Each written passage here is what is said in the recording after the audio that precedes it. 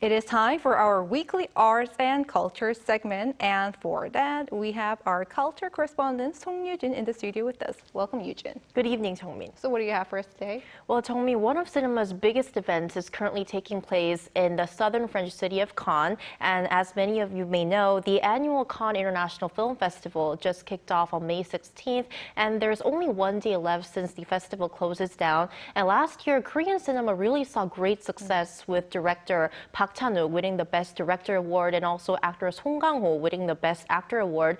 Now this year, there are no Korean films in the in-competition list, but there are some that were invited for screening. So for this week, I looked into these films and also found out why we saw K-pop artists on the Cannes red carpet this year. Every May, the Cannes International Film Festival attracts filmmakers, actors, and critics from all over the world. At this year's festival, 7 Korean films have been invited for screening, though none made it to the in-competition list competing for the main prizes like the Palme d'Or. Those 7 films include the latest creations from renowned Korean directors.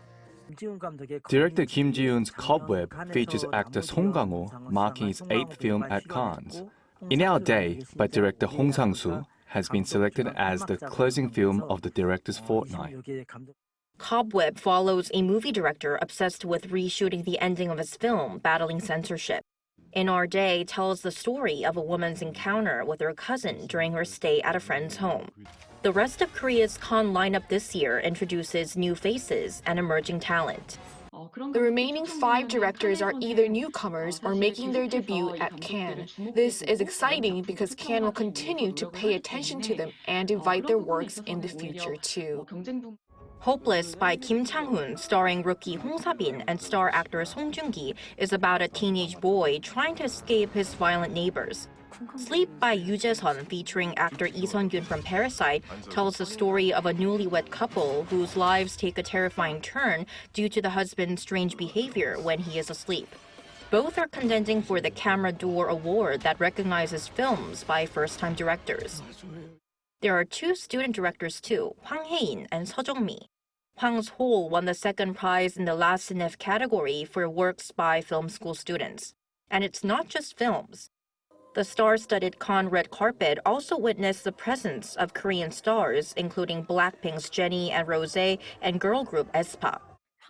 With Korean directors like Bong Joon-ho and Park Chan-wook making waves and TV shows like Squid Game sweeping awards, Korean culture has gained significant global interest.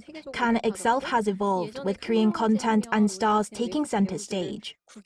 The curtains close at this year's Cannes International Film Festival on Saturday, local time.